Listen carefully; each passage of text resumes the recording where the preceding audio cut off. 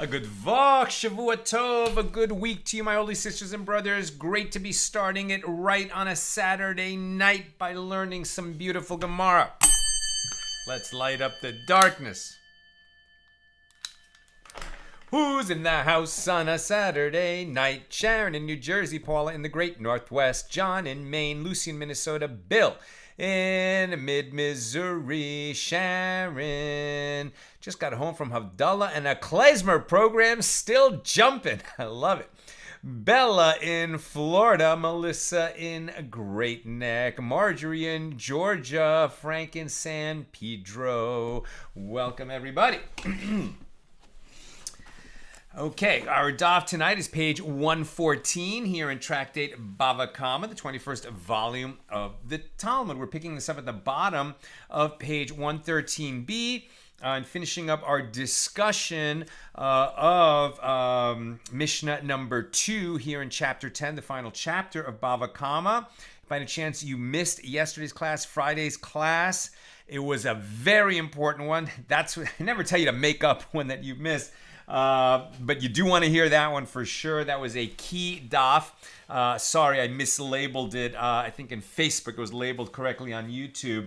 But Friday's class was a key daf, exploring this concept of Dina de Malchusa Dina, the law of the land is the law. Okay. Right near the bottom of 113b, apropos the discussion of legal dealings, which we talked about extensively yesterday between Jews and Gentiles.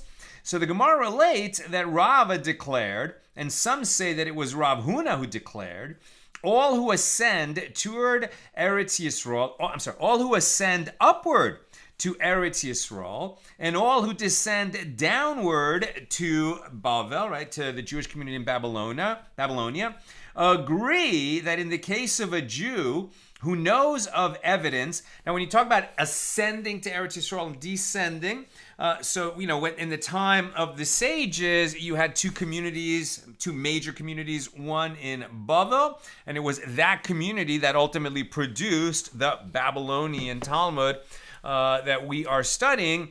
And of course, there was a community of sages in the land of Israel, but they were facing much, much stiffer oppression under the Roman occupation. And ultimately, the Talmud that was being edited and created in Israel, the Yerushalmi or the Jerusalem Talmud, was not finished because of that Roman oppression. And there were sages like Ula who would regularly travel from one community to the other so that they were aware of each other's rulings. They were developing parallel, but not, ignorant of each other. And of course, both sets of Gemara based on the same Mishnah. Okay, so the point is that the law is the same on certain issues. That's what they're talking about. And what are the issues? So all agree that in the case of a Jew who knows of evidence concerning the legal claim of a Gentile, and the Gentile did not demand from him that he testify, and the Jew nevertheless went and testified for him in a Gentile court against his fellow Jew, we excommunicate him. Now, this sounds, what? Wait, why could you say that? What's going on? Right? So a Gentile is suing, right, is litigating against a Jew in a Gentile court, and didn't summon this other Jew, with a subpoena or subpoena power to come and give testimony on behalf of the plaintiff, the Gentile defendant the Gentile plaintiff against the Jewish defendant. And this Jew, who could have easily remained uninvolved because he was not called, went and volunteered to help the Gentile extract money from the Jew. Now you might say, well, wait a minute, I mean, if justice was on the side of the Gentile, why would the Jew not, volunteer to go step in that court and make sure that the truth came out and justice was done? But listen to what's actually going on here and why this is important.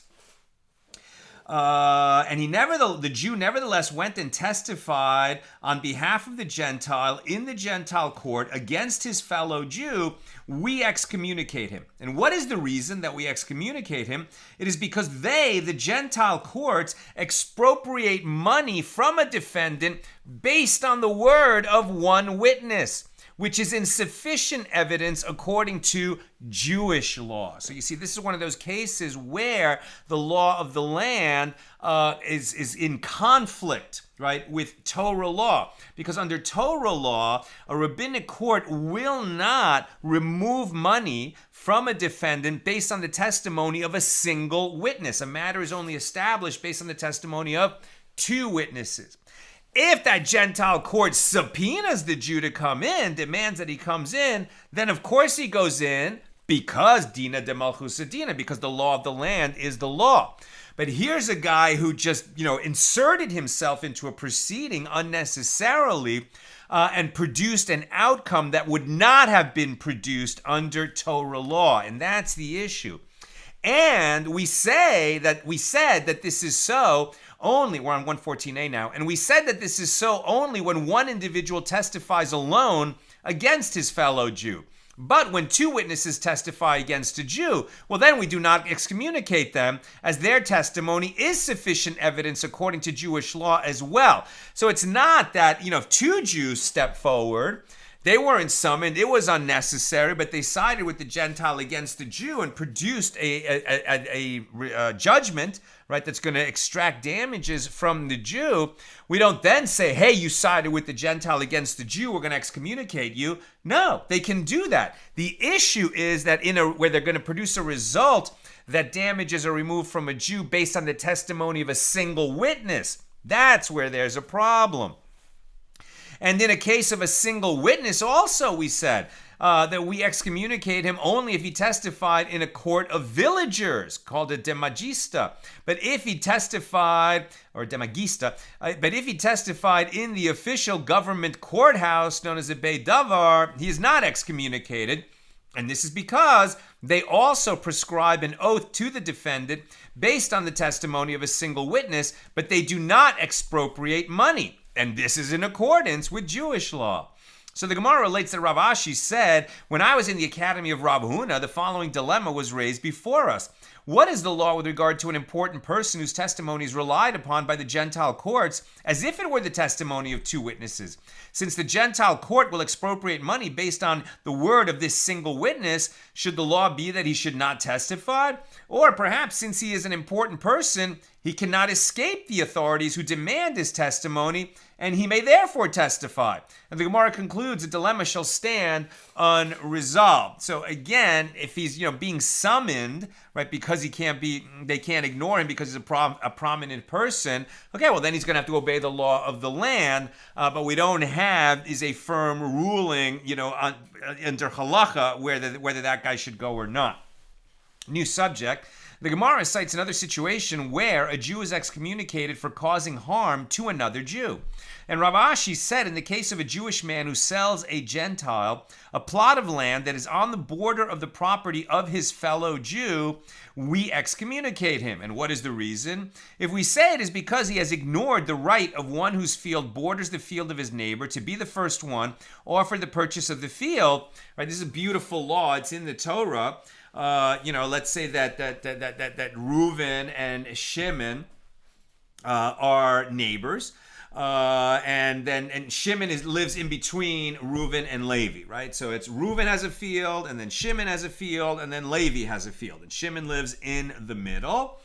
Actually, you don't even need Levi. It doesn't matter. Levi will become more important later. But the point is that Reuven and Shimon are neighbors. And Shimon's had it, he's fed up with farming, and so he's just going to sell his farm and move to the city. And so he finds a buyer for his field, then he sells it, and that's it.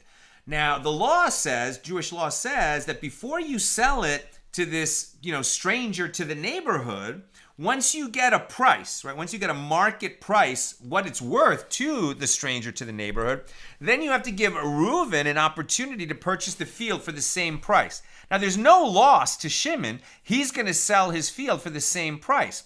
But there's a big gain for Reuven if he can buy his neighbor's field, right? Because now he's going to double the size of his field, and it's much more efficient to farm two fields if they are contiguous. So you see what will definitely be a benefit to Reuven and does not harm Shimon at all because he's going to get the same price for the field. It's a beautiful law that the Torah mandates you have to give Reuven that first opportunity to buy it. So it's in the context of that law that we're talking about. Right? So a Jewish man who sells a Gentile a plot of land that is on the border of property of his fellow Jew, we excommunicate him. And what is the reason? So if we say it is because he has ignored the right of one whose field borders the field of his neighbor to be the first one offered the purchase of the field, but doesn't the master say, with regard to one who purchases land from a Gentile and one who sells land to a Gentile, there is no right of one whose field borders the field of his neighbor to be the first one offered the purchase of the field. So you see, by selling it to the Gentile, this actually removes it from that law where you have to give Reuven the first right. So at that point, Shimon hasn't done anything wrong, technically, because he doesn't have to give Reuven the first dibs on it, since he's not selling it to another Jew where everyone involved is bound by Torah law. The Gentile isn't bound by Torah law except for the Noahide laws, and this is not one of them. So then why are we excommunicating him? Rather, it is because we say to him on behalf of the owner of the adjacent field, right, on Reuven's behalf, you have placed a lion on my border, right, i.e. a dangerous individual, as the Gentile might now cause me harm.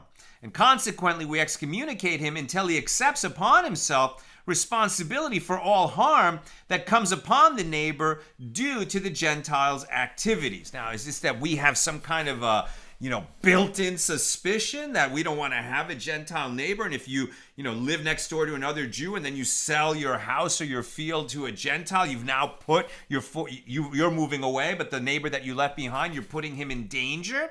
Certainly not in most times and places, but sadly, so many times in Jewish history, having a Gentile next door to you could result in your death, enslavement, being turned over to the authorities. I mean, not even that long ago in Soviet Russia, very dangerous to be a Jew. And sadly, today, it's becoming socially acceptable to chant Jew hatred out loud in a way that we've never seen in our lifetimes since this war commenced on October 7th. It's unbelievable. So, it's not that any Gentile poses a danger to any Jew, but there are certainly times and places where, you have just, put a lion alongside the border of your former neighbor.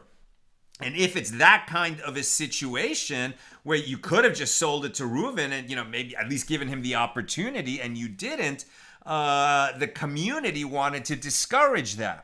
And so they would say that they're going to excommunicate the one who sold to the Gentile until he accepts upon himself simply this, that if the Gentile harms Reuven in some financial way, that Shimon, the former resident of that home, will, pay those damages to Reuven. Interesting. And that concludes our discussion of Mishnah number 2 here in chapter 10. Now, Mishnah number 3. If customs collectors took one's donkey. Now remember, we're talking about customs collectors. As we learned in Mishnah number 2, we're really talking about corrupt government officials, who might have the mandate of the king to collect customs, or they might not even have that. Even if they have the mandate of the king, they're collecting beyond what the law allows, and so we understand them to be professional robbers who might have some color of authority, or the ones who just install themselves on a road and say, because of the might of my sword, none shall pass without paying the tax, right? Meaning, it's just flat out extortion. Okay, so if customs collectors took one's, and so therefore anything in the possession of these customs collectors or tax collectors generally, if they're operating outside of the mandate of the king, so they're robbers, and therefore property that's in their possession is stolen property, and we don't want to have anything to do with their stolen property. Now, if customs collectors took one's donkey and gave him a different donkey that was taken from another Jew in its stead, or if bandits took his garment and gave him a different garment that was taken from a Jew in its stead, these items are now his because the owners despaired of retrieving them when they were stolen, and they may therefore be acquired by another, right? So this concept, yeeush, despair, we're not talking about the emotions that are fraught with despair, but we're saying that when one is robbed, and he's robbed in such a circumstance where he has no, there's no possibility that he's going to get his property back, so that means he has despaired of recovering it. If that property then ends up in the hands of someone else, the robber, can acquire it. It doesn't mean that he escapes consequences. But we've seen before this idea that once the original owner despairs of recovering his property, then somebody further down the line, let's say somebody who purchases it from the robber not knowing it was stolen property, okay, so he has acquired that property and we're not going to extract it from him, and that's based on the fact that the original owner despaired of recovering it. But it's not always so clear when we're going to apply the concept of despair of recovery. Now, in a case of one who salvages items from a river, or from a troop of soldiers, or from bandits, if the owners of the items despaired of retrieving them, they are his, i.e. they belong to the one who salvaged them.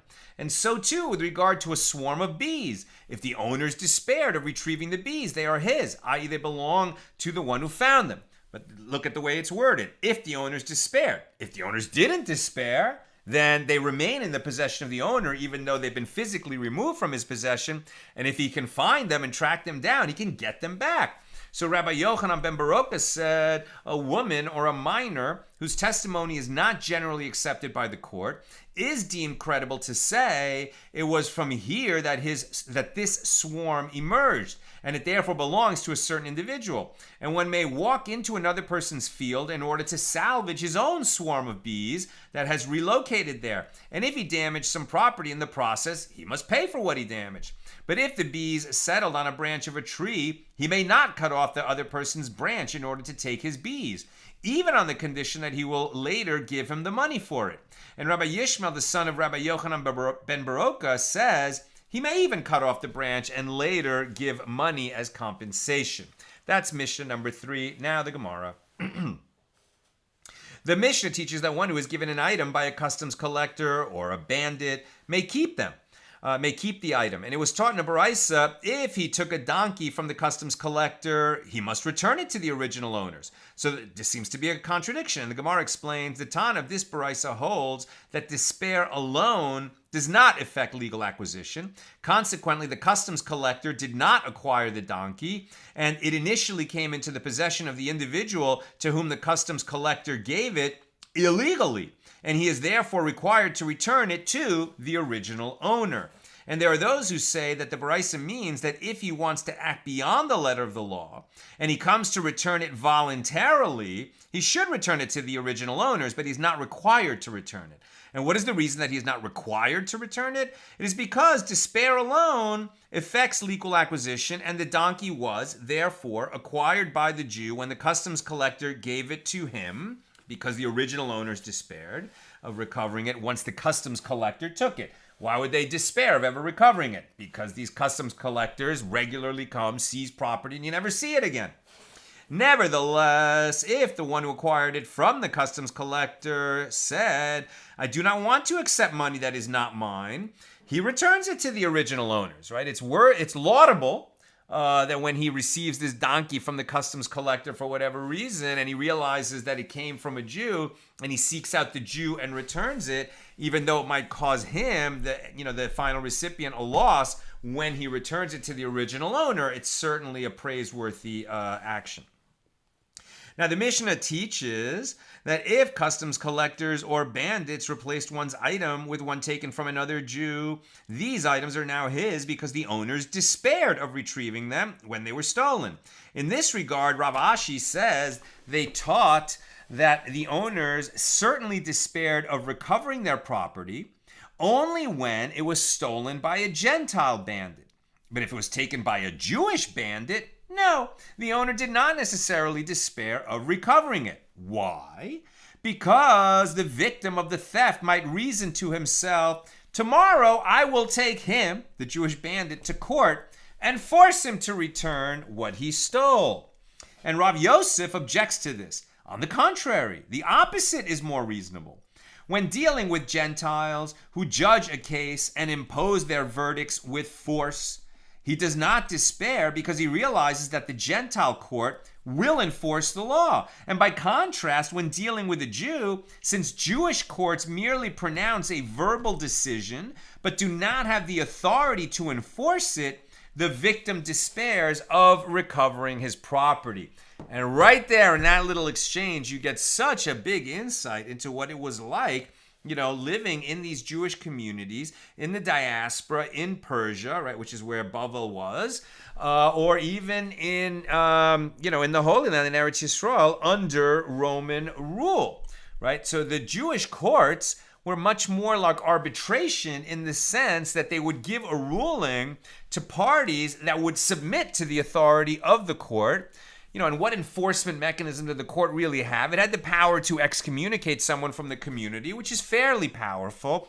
But they didn't have a police force who would go, with clubs and spears and seize a person and throw him in jail if he wasn't going to obey the ruling of the court. And the Gentile courts, of course, did have that power, right? So you could see, on the one hand, there would be a hesitation of Jews to go seeking verdicts in Gentile courts. And people who've lived in third world countries may have experienced this idea that, when you have trouble, you're going to think twice before you call the local corrupt police or submit to the authority of a local corrupt judge, because who knows what will happen.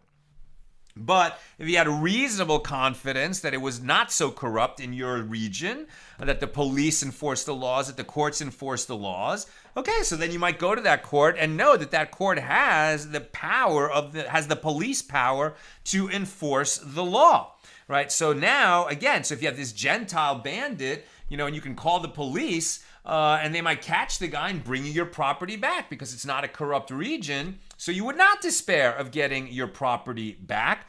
My house was once robbed and a computer was taken. I never thought I would see it again, but actually it was recovered. And the insurance company had already replaced it. And then the insurance company called me and said, well, they recovered it. Do you want to buy it? We don't need it. It belongs to us because we replaced your computer.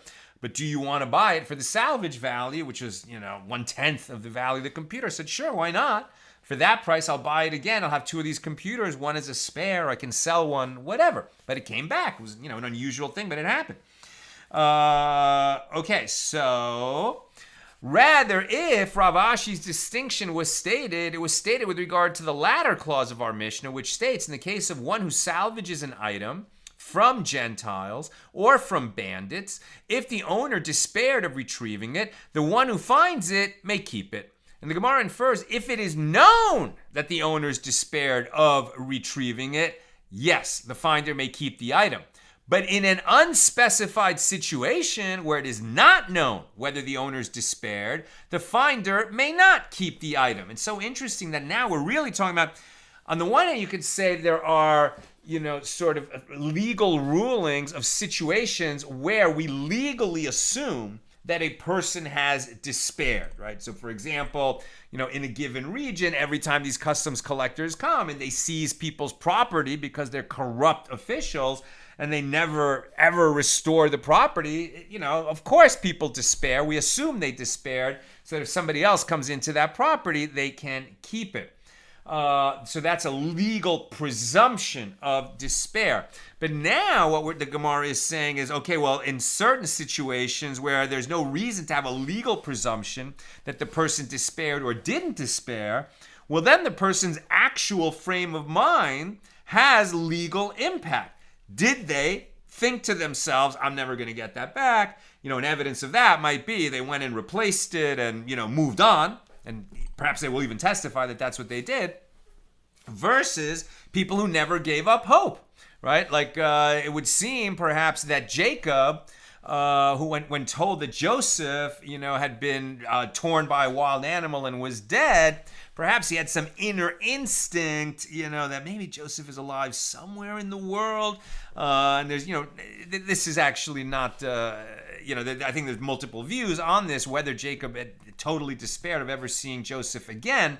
But that idea, maybe somebody just will never give up hope, right? So maybe somebody will never give up hope, not only of recovering a person, but even of recovering property. So concerning this, Rav Ashi said they taught this only when the item was stolen by a Gentile bandit, because the Gentile court judges a case and imposes its verdict with force, and therefore it cannot be assumed that the owners despair. But if the robbery was committed by a Jewish bandit, since Jewish courts merely pronounce a verbal decision but do not have the authority to enforce it, the victim despairs of recovering his property. And of course, you could come up with fact scenarios where, well, what difference does it make whether the bandit was Jewish or Gentile? If the Gentile police and the Gentile courts are going to get involved and they're going to enforce a verdict, it makes no difference that it was a Jewish bandit. But if it's a situation where in that particular community they would never go to the Gentile police and Gentile courts when there's any kind of an affair involving only Jews, you could see how there'd be a different outcome. Apropos the discussion with regard to an owner's despair of retrieving a lost or stolen item in the Gemara,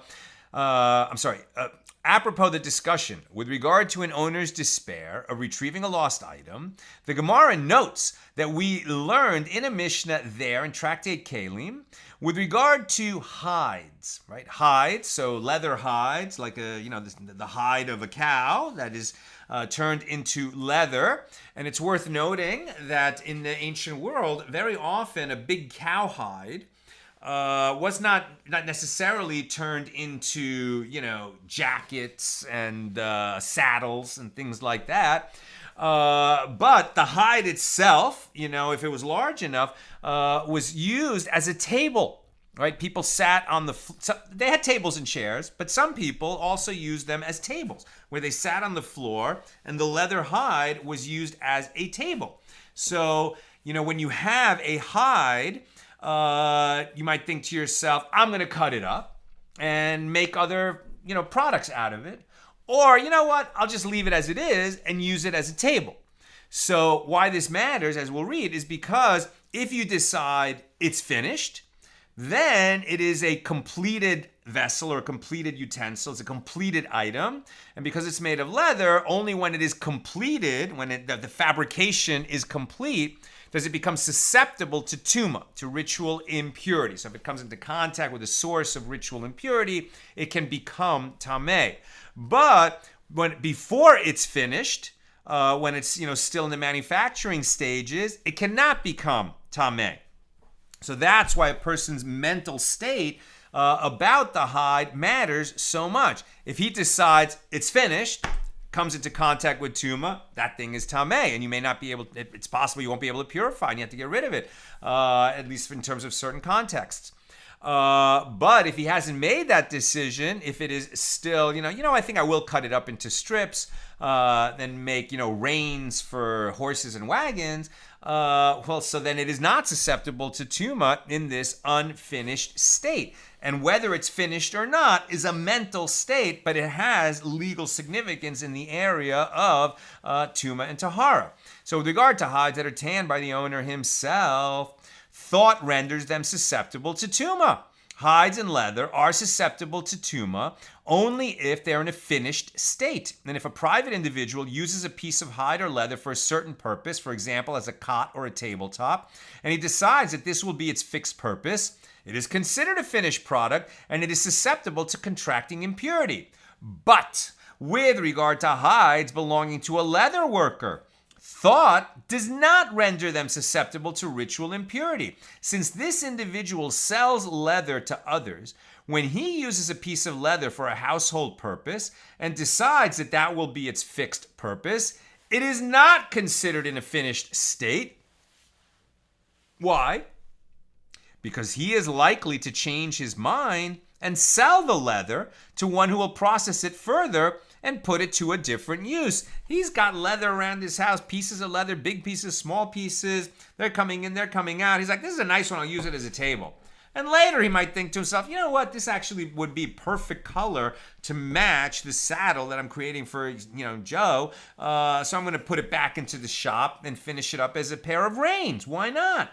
And since that thing is typical for him, we don't say that his mental state deciding that it's finished is actually makes it finished, because he might change his mind later.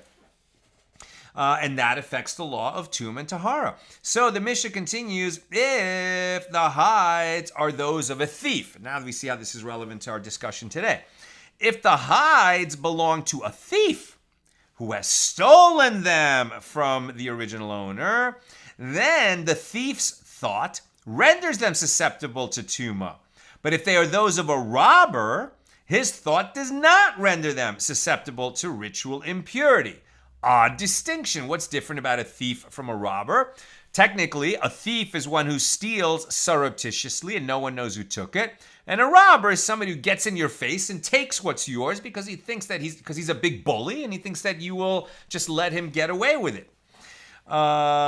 So why does their thought process about whether the hides are complete or not, why are they distinguished one from the other?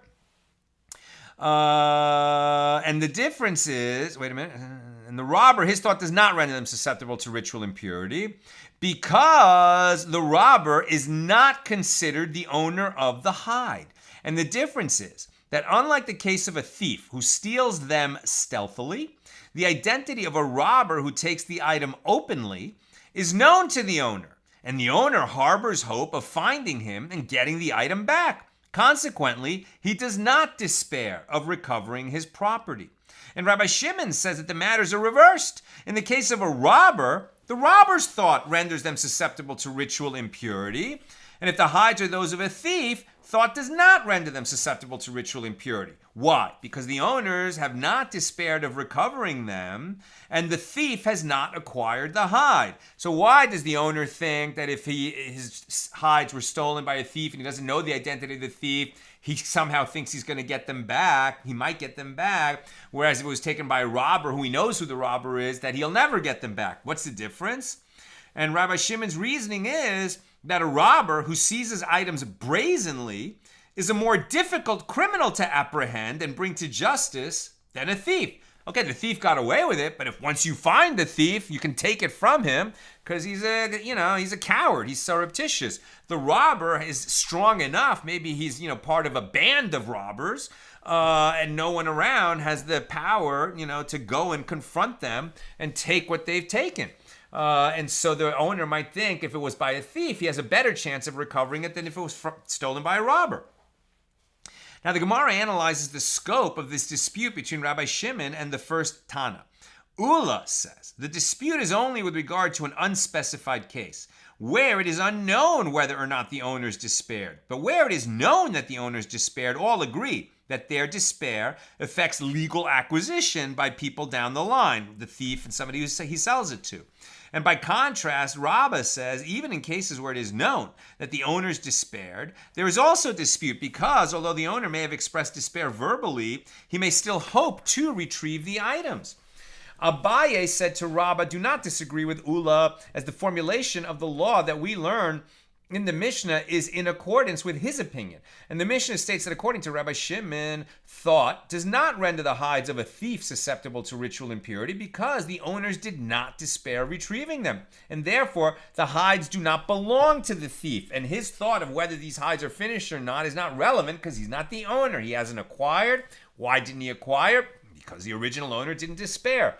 And this indicates that the reason the thought of the thief does not render the hide susceptible to ritual impurity is that the owners did not despair retrieving them. But if the owners had despaired of retrieving them, then these items would be his, and his thoughts would render the hide susceptible to ritual impurity.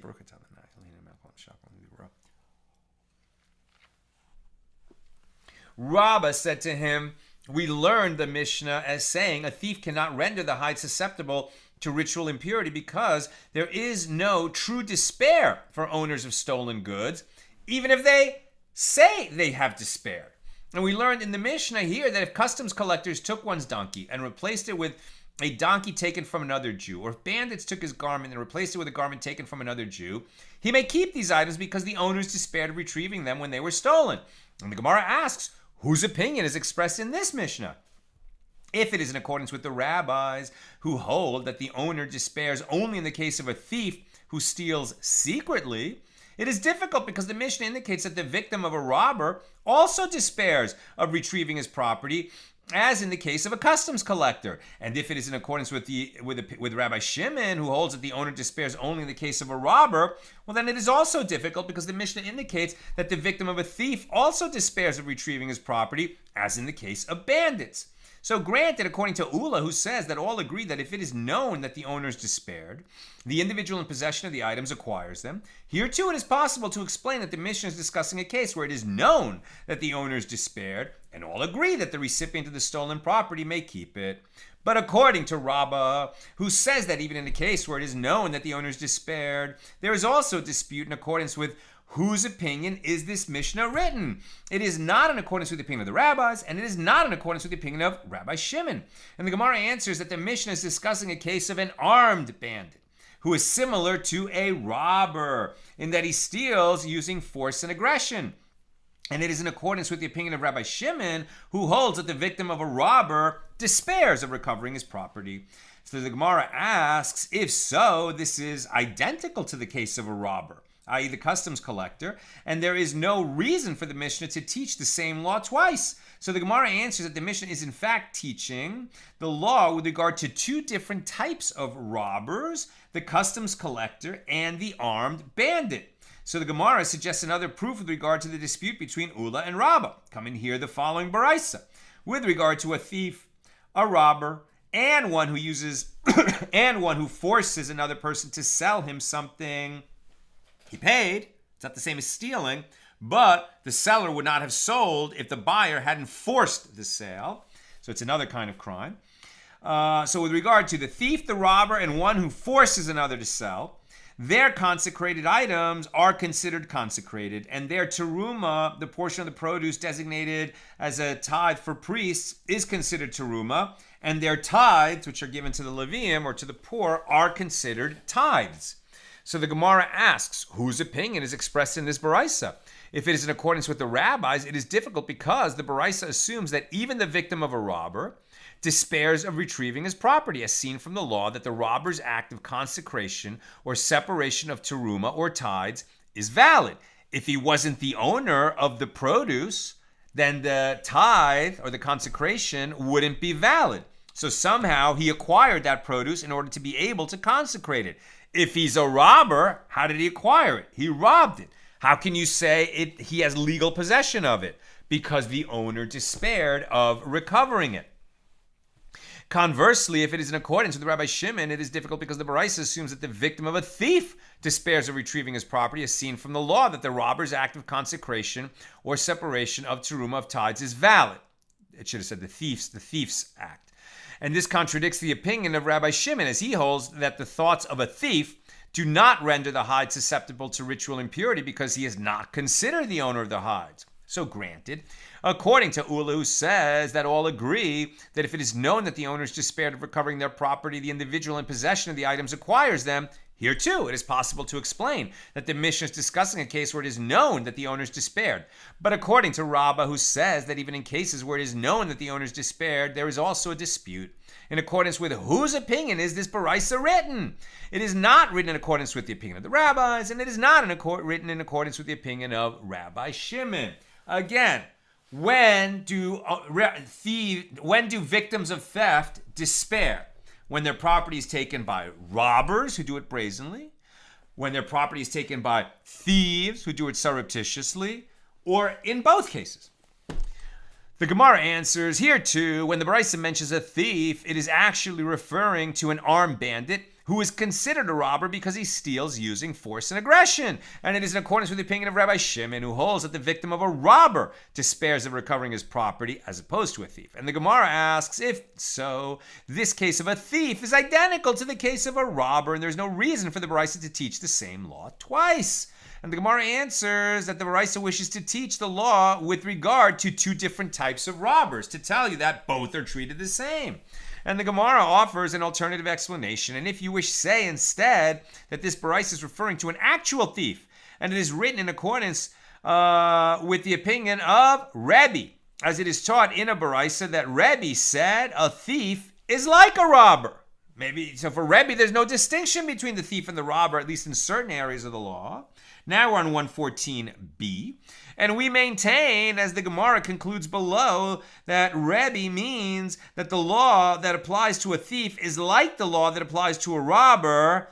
In which area of the law? According to the opinion of Rabbi Shimon, who holds that the owner despairs of recovering his item once it is stolen by a robber. Right? We know that in terms of making restitution, that a thief who gets caught has to make the double payment, and a robber who gets caught adds the fifth, right? So they're treated differently in that area of the law. But with respect to the question of whether the victim of the thief or the robber has despaired of recovering his property, at least according to Rebbe, the thief and the robber are treated the same. The Gemara examines the matter itself. Rebbe says, I say that the law that applies to a thief is like the law that applies to a robber. A dilemma was raised before the sages. Was Rebbe saying that the law that applies to a thief is like the law that applies to a robber, according to the opinion of the rabbis, who hold that the owners do not despair of recovering their item, and a thief therefore does not acquire the items he steals? Or perhaps Rebbe was saying that the law that applies to the thief is like the law that applies to the robber, according to the opinion of Rabbi Shimon, who holds that the owners do despair of recovering their property, and a thief therefore acquires the stolen items, for the purposes of ascertaining whether one who purchases for the thief has obtained that item, or whether the thief consecrates it, it is considered consecrated.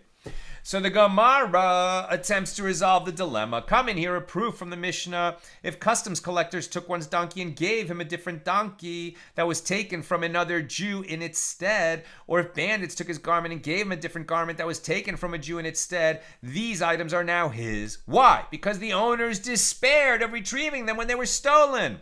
And it is therefore apparent that despair is assumed in both the case of a thief and a robber. Right? So that would seem to be like Rebbe is saying. The Gemara clarifies, whose opinion is expressed in this Mishnah? If it is in accordance with the opinion of the rabbis, who assume that owners despair only in the case of a thief, it is difficult because the Mishnah assumes the victim of a robber also despairs of retrieving his property. And if it is in accordance with the opinion of Rabbi Shimon, who assumes that the owners despair only in the case of a robber, it is difficult because the Mishnah assumes that the victim of a thief also despairs of retrieving his property. So the Gemara presents its proof. Granted, if you say that Rebbe was saying that the law applies to a thief is like the law that applies to a robber, and he was saying that according to the opinion of Rabbi Shimon, who holds that owners despair of recovering their property when it's taken by a thief, and therefore a thief acquires stolen items, in accordance with whose opinion is this Mishnah? It is in accordance with the opinion of Rebbe, and it is due to that reason that a thief acquires the stolen goods. But if you say that Rebbe was saying that the law that applies to a thief is like the law that applies to a robber, according to the opinion of the rabbis, and the thief therefore does not acquire stolen goods, only robbers do, in accordance with whose opinion is this Mishnah? Since the Mishnah rules that the owners have presumably despaired with regard to both a thief and a robber, it is not in accordance with the opinion of Rebbe, and it is not in accordance with the opinion of Rabbi Shimon, and it is not in accordance with the opinion of the rabbis. And so the Gemara says, with what are we dealing here? We are dealing with an armed bandit who is considered a robber because he steals using force and aggression. And the Mishnah is in accordance with the opinion of Rabbi Shimon, who holds that despair is assumed in the case of a robber. It seems that for whatever reason, a bandit is considered to be a thief, not a robber, but an armed bandit is a robber. So the Gemara asks, if so, this is identical to the case of a robber, which was the Mishnah's first case. The customs collector is a robber, right? You know who took it from you. And there is no reason for the Mishnah to teach the same law twice. And the Gemara answers, the Mishnah wishes to teach its law with regard to two different types of robbers. Come and hear a different proof, meaning that customs collectors and bandits are both robbers. There's no thief included. Now, come and hear a different proof based upon the aforementioned Baraisa. With regard to a thief, a robber, and one who forces another to sell him something, their consecrated items are considered consecrated, their teruma is considered teruma, and their tithes are tithes. So whose opinion is expressed in this Baraisa? If it is in accordance with the rabbis, it is difficult because the Baraisa assumes that the victim of a robber also despairs of retrieving his property.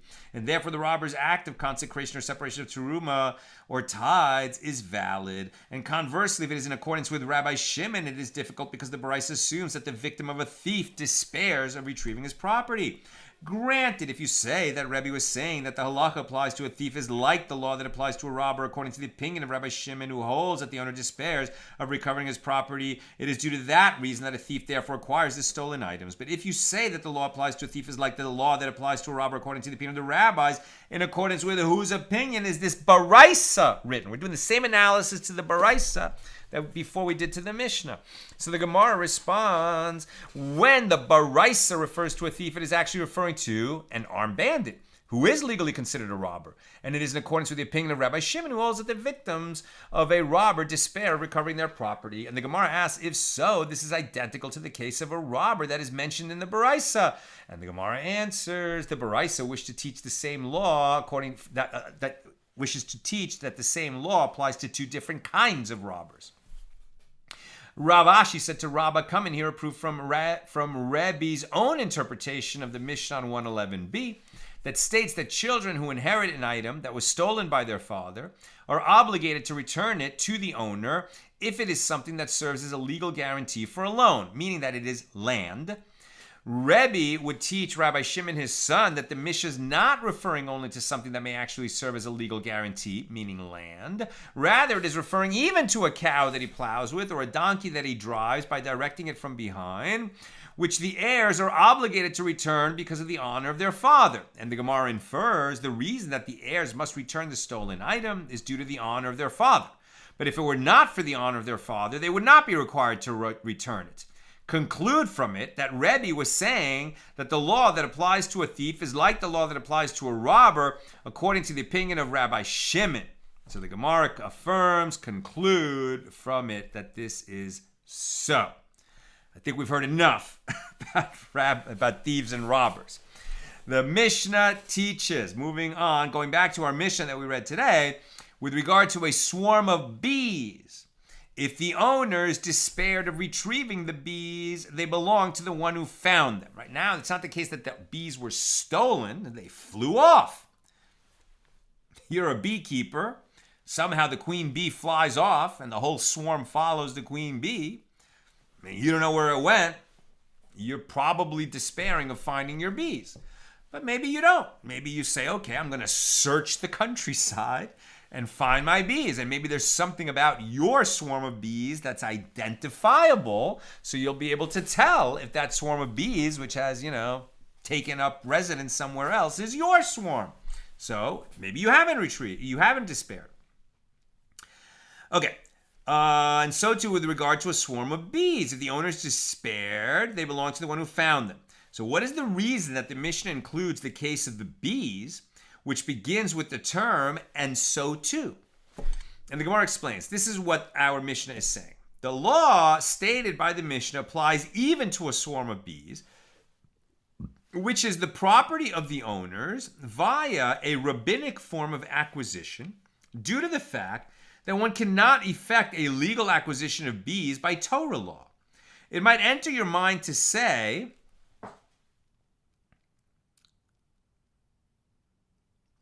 and why would you say that by Torah law you can't own a swarm of bees, but by rabbinic law you can?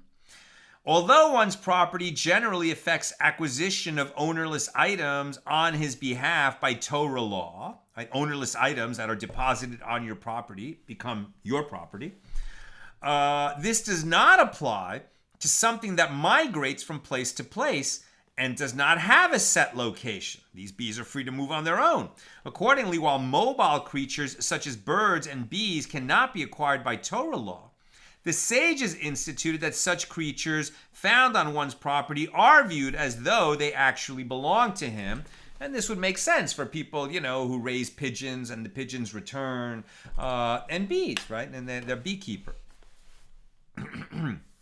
So, the law stated by the Mishna applies even to a swarm of bees, which is the property of the owners via rabbinic form of acquisition, due to the fact that one cannot effect a legal acquisition of bees by Torah law. It might enter your mind to say that in this case, since one acquires the swarm of bees only by rabbinic law, even where the owner's response is unspecified, whether he despaired or not, it can be assumed that the owner did despair of recovering the bees, and the finder may keep them.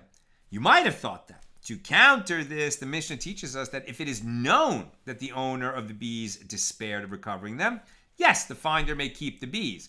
But if they did not despair, no, the finder may not keep the bees.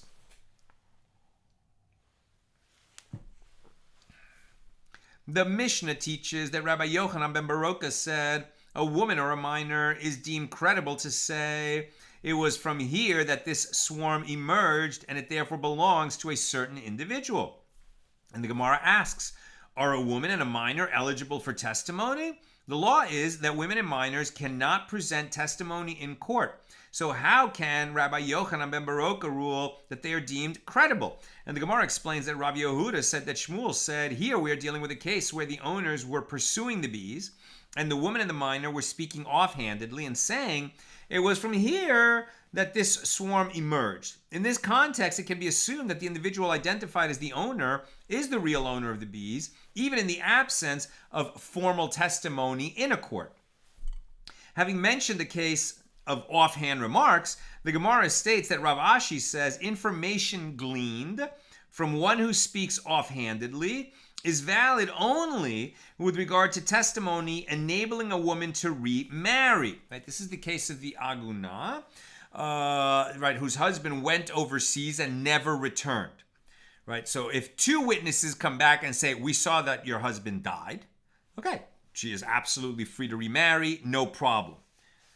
What if no one comes back? The husband never comes back. She can't remarry because we don't know if he's still alive. She can only have one husband.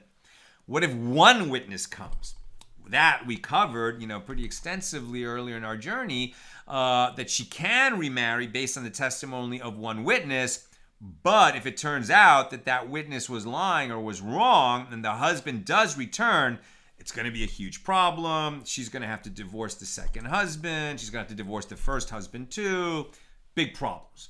But generally, we have that decree that she can remarry based on the testimony of a single witness, so that she's not stuck waiting forever. It's for her benefit that we have this law. Now, what about offhanded remarks? What if somebody heard, not in a court of law, but just heard someone say, "Oh, that guy, yeah, he died," and then this person comes back and says, "I heard someone say that your husband died." Is that going to be enough to allow her to remarry? Says Rav Ashi, information gleaned from one who speaks offhandedly is valid only with regard to testimony enabling a woman to remarry. Why? Because the sages were lenient and decreed that the incidental remarks of certain individuals who are not eligible to serve as witnesses may nevertheless be relied upon in such a case so that she will be free to remarry. And Ravina said to Rav Ashi, and is it so that one does not rely upon offhand remarks in other situations? But in the case in the Mishna of a swarm of bees is a case of one who speaks offhandedly, and the law is that he is deemed credible. And Rav Ashi answered, a swarm of bees is different, as it is the property of its owners via a rabbinic form of acquisition. Consequently, the sages relied on offhand remarks, not the higher bar of testimony needed in a case of Torah law. So the Gemara asks, and is there no case where offhand remarks expressed by those who are ineligible to testify in court would be accepted by Torah law? But doesn't Rav Yehuda say that Shmuel says there was an incident involving a certain person who was speaking offhandedly, and he was saying, I remember when I was a child, and I would still ride on my father's shoulder. and they took me from school and removed my tunic and immersed me in a ritual bath so that I would be able to partake of teruma that evening. Meaning, he remembers that he's a Cohen. And Rabbi Hanina would conclude his retelling of the incident as follows. That individual went on to say, and my friends would separate themselves from me, and they would call me Yochanan, eater of chalos, which is a reference to the portion of dough given to the Kohanim, the priests, which has the same status as teruma. Again, it's something that only a Kohen can eat. And after hearing this anecdote, Rebbe elevated this man to the priesthood and granted him the right to partake of teruma based on his statement. Again, he never heard it, when he was old enough to understand it from his father, because his father presumably died. So he didn't have the direct connection to the kahuna. But now that he has this memory, which he could only have had if he was a priest, if his father was a priest and he's born a priest too, so then Rebbe accepted that memory to elevate him to, he already had this status, but to confirm his status as a Kohen. So Rav Ashi answers, Rebbe granted him the right to partake of produce that is teruma only by rabbinic law, as he holds that the requirements to separate teruma after the destruction of the temple is by rabbinic law. One can still posit that offhand remarks made by individuals who are ineligible to testify in court are not deemed credible with regard to Torah law. So in other words, he can receive teruma now that the temple has been destroyed, because priest receiving teruma is by rabbinic law. Would Rebbe, based on this unsubstantiated testimony of a single witness and of a minor, be sufficient to confirm his status as a Kohen to allow him to bring sacrifices in the temple if the temple were standing, or when Mashiach comes and the third temple is sent down from heaven or built by man, whichever it is? That's going to be more problematic, right? Maybe not, is what they're saying. Maybe we won't rely on offhanded remarks for that. And the Gemara asks, and still, is there no other case where offhand remarks made by those who are ineligible to testify in court would be accepted by Torah law? But when Rav Dimi came from Eretz Yisrael, didn't he say that Rav Hana of Carthage, and some say that it was Rav Acha of Carthage, related an incident came before Rabbi Yehoshua ben Levi, and some say that this incident came before Rebbe, with regard to a certain child who was speaking offhandedly, and he said, my mother and I were captured and held among the Gentiles. When I would go out to draw water, my mind was on my mother, and when I would go to gather wood, my mind was on my mother. And since the child was always conscious of his mother, meaning was always conscious of his mother's presence, he was aware that she was never violated by her captors. Right? Why does this matter? Because there was an assumption, at least in certain times and places, and I just don't need to say anything more, that there was an assumption that if a Jewish woman was captured by the enemy, that she would also be raped while she was in captivity. Now, when she comes back out of captivity, doesn't matter, she can marry any Jew she wants, except a priest, right? A Kohen cannot marry a woman who has ever had sexual relations with somebody who was not permitted to her, including this captor. It's just, one of the things that we, the Kohanim are just so insulated, right, from everything. Now, the priests are a very small subgroup of the Jews. So it's not, that this woman is now precluded from having a happy life. She can marry 99% of the Jews. She just can't marry a Kohen if she was raped while she was in captivity. Now, there might be that legal presumption that she was raped, but if she says, no, I was not raped, and now we have this offhanded testimony of her minor child who said, well, I was always with my mom, and I was always aware of my mom, so there was never a time when she wasn't with me, so she couldn't have been raped, well, then that's going to be enough to say, okay, she can even marry a Kohen. The Gemara concludes the statement of Rav Dimi and explains the challenge. And Rebbe married her to a Kohen based on the statement of this child. Since it is prohibited by Torah law for a priest to marry a woman who is engaged in sexual intercourse with a man forbidden to her by Torah law, and with whom she cannot establish a marital bond, for example, this Gentile who would have raped her, it is clear that Rebbe relied on an offhand remark, even with regard to a prohibition by Torah law. I'm almost done. Questions or comments, please get them in now. And the Gemara answers, the sages were lenient with regard to a captured woman. By Torah law, a woman taken captive may be presumed to remain permitted to a priest, and it is the sages who deemed that she is forbidden due to concern that she was raped. It is this rabbinic decree that may be disregarded on the basis of offhand remarks. The Mishna teaches, but if the bees settled on a branch of a tree, he may not cut off the other person's branch in order to take the bees, even on the condition that he will later give him the money for it. It is taught in Baraisa that Rabbi Yishmael, the son of Rabbi Yochanan ben Baroka, says it is a stipulation of the court, which takes effect even without being confirmed by individuals, that one will be permitted to enter another's field and cut off another's branch in order to salvage his own swarm of bees. And the owners of the field then collects the value of this branch from his fellow swarm. And it is also a stipulation of the court that one who sees another's honey barrel break should pour out his own wine and then use the empty wine barrel to salvage the other person's honey, because honey is much more expensive than wine. And the owner of the wine then collects the value of his wine from the other person's honey. And it is also a stipulation of the court that one who sees another person's donkey has fallen should unload his own wood from his own donkey and load the other person's flax, because flax is more expensive than wood.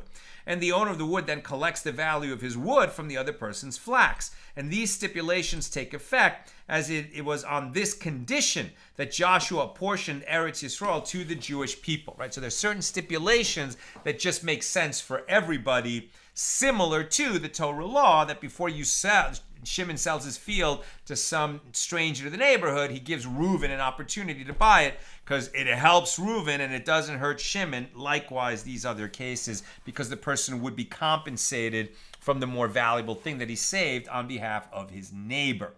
Okay, we've run very long, so I'm just going to make it quick. Karen, a robber is unpious enough to be a robber, and yet he still wants to make tithes? Right. Great point. All we're saying is that if he should make tithes, his tithes are considered tithes in the sense that if what he stole, the owner's despaired of retrieving it, then, that the stuff is legally in his possession. Are we still going to punish the robber and force him to make restitution? If he wants to make a repentance, is he going to have to go through the whole process? Absolutely. No one is excusing the robber. We're just talking about the legal question. Has that stuff that he's now consecrating or tithing, has it legally entered his possession? And Bill, so how tightly do we define the idea of despair of retrieving property? You mentioned that replacing the item could indicate despair, but taking the example of a computer, perhaps the need for the item is so great. Absolutely. That would just be one of the factors that we take into account, because the owner might replace it promptly, even if he has reasonable confidence that he'll get back the original, but it might take time. Presumably in such a case, the owner would testify that he had not despaired. Yes? And the answer is yes, you understood it correctly. Thank you, Bill. Thank you, everybody. And with God's help, we'll be together again tomorrow, Sunday, at the regular Sunday time.